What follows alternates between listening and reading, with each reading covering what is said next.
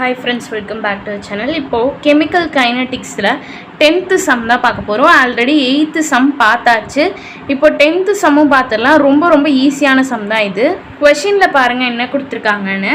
The rate law for a reaction of ABC has been found to be rate, அதாவது ABC யோட rate வந்துட்டு கண்டுபிடிச்சாங்க.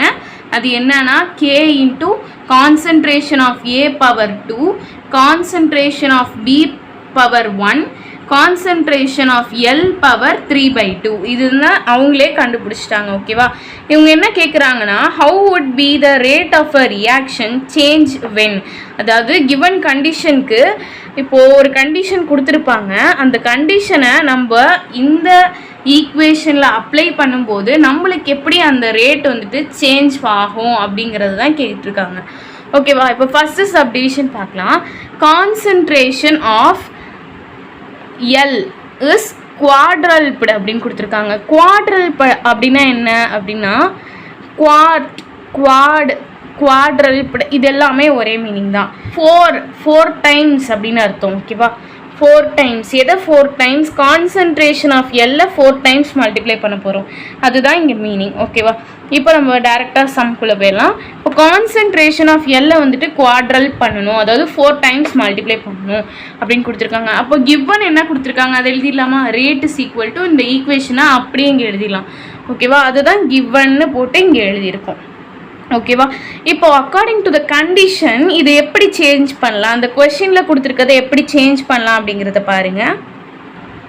இப்போ இதுதான் கொஷினில் கொடுத்துருக்காங்க. ஓகேவா, இப்போ இந்த கண்டிஷனுக்கு தகுந்த மாதிரி இதை சேஞ்ச் பண்ண போகிறோம். இப்போ rate is equal to K into எல்லை மட்டும்தான் நம்ம சேஞ்ச் பண்ண போகிறோம், ரைட்?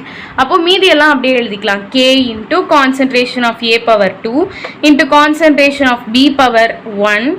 இப்போது எல்லை தான் நம்ம குவாட்ரல் பண்ண போகிறோம், அவங்க அதுதான் சொல்லியிருக்காங்க, கான்சன்ட்ரேஷன் ஆஃப் எல்.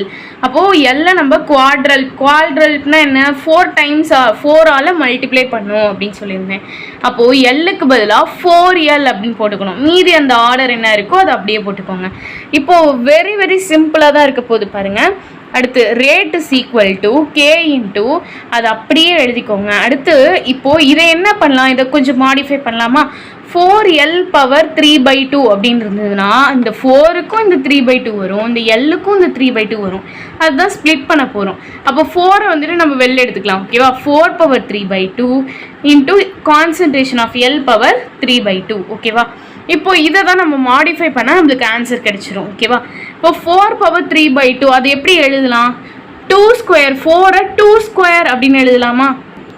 4 எப்படி எழுதலாம்? 2 ஸ்கொயர் எழுதலாம். இல்லைன்னா நீங்கள் நார்மலாக பண்ணுவீங்க இல்லையா?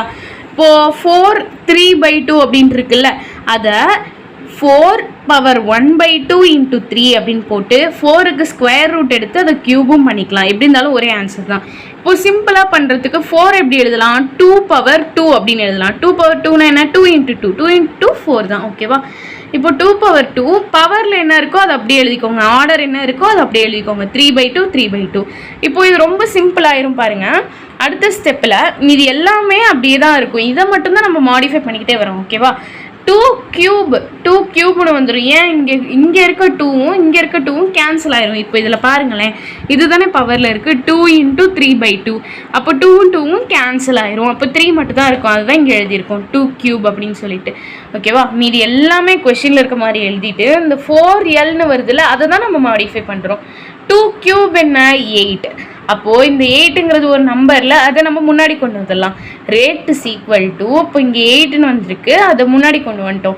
8 ஏதோட மல்டிப்ளிகேஷனில் தானே இருக்குது. அப்போ 8K into concentration of A power 2 into concentration of B power 1 into concentration of L power 3/2. இப்போ செகண்ட் சம் தான் பார்க்க போகிறோம். கொடுத்துருக்கிறது என்னன்னு பாருங்கள். ஃபஸ்ட்டு ஆஸ் யூஷுவல் இந்த ரேட்டை எழுதிக்கணும். ஓகேவா, கிவன்னு போட்டு அங்கே என்ன கொடுத்துருக்காங்களோ அந்த ஈக்குவேஷன் எழுதிக்கோங்க. இப்போ கொஷினை பாருங்கள். Concentration of both A and B are டபுள்டுனா என்ன மீனிங்? ட்வைஸ் ஆகிறது, 2 மடங்கு ஆகிறது தான் டபுள்டு அப்படின்னு சொல்லுவோம். குவாட்ரல்படுனா என்ன?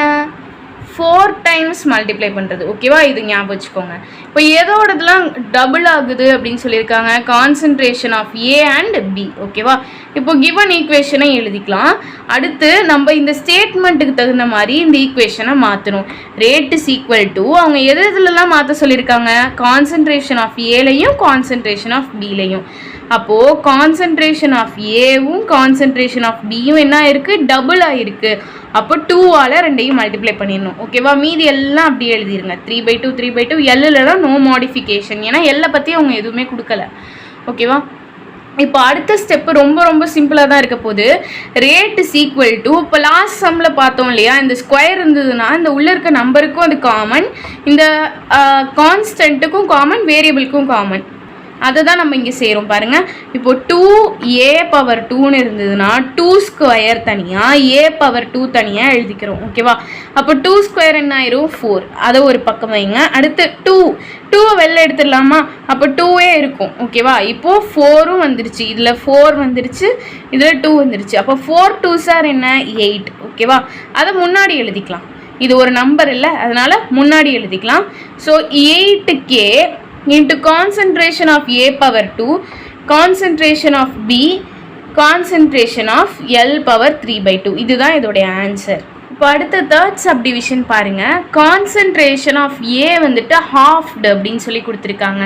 அப்போ ஹாஃப்டு அப்படின்னா என்ன, 1/2. ஹாஃப்னாலே அரை அப்படின்னு சொல்லுவோம், 1/2. ஓகேவா, இதில் நோட் பண்ணி வச்சுக்கோங்க. புக்லேயே இந்த ஹாஃப்டு, டபுள்டு, குவாட்ரல்டு அதுக்கு மேலே அதை எழுதி வச்சுக்கோங்க. ஹாஃப்டுனா 1/2, டபுள்டுனா இன்ட்டு 2, அடுத்து குவாட்ரல்டு அப்படின்னா இன்ட்டு 4, அந்த மாதிரி எழுதி வச்சுக்கோங்க. ஓகேவா, இப்போ ரேட்டோட ஈக்குவேஷன், ஜென்ரல் ஈக்குவேஷன் நம்ம எழுதியாச்சு. ஓகேவா, அடுத்து இந்த கொஷனுக்கு தகுந்த மாதிரி இதை மாற்ற போகிறோம்.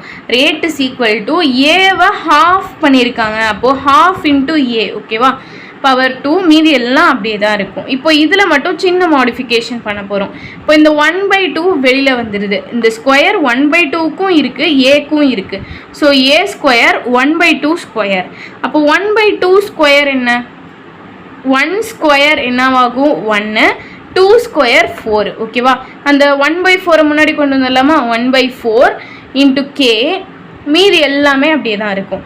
ஓகேவா, ஜஸ்ட்டு இப்போ இது எல்லாத்துலேயுமே நோட் பண்ணியிருந்தீங்கன்னா இங்கே ஒரு ஸ்டேட்மெண்ட் கொடுத்துருப்பாங்க, அதை வச்சு நம்ம இந்த ஸ்டேட்மெண்ட்டில் ஆல்டர் பண்ணுறோம். இப்போ இங்கே வேல்யூ இருந்தது அப்படின்னா இங்கே ஏதாவது பவரில் இருந்ததுன்னா அது தூக்கி வெளில கொண்டு வந்துடுறோம். ஓகேவா, அடுத்து சால்வ் பண்ணுறது தான், வேறு எதுவுமே கிடையாது. இப்போ 4th சப்டிவிஷன் பார்க்கலாம்.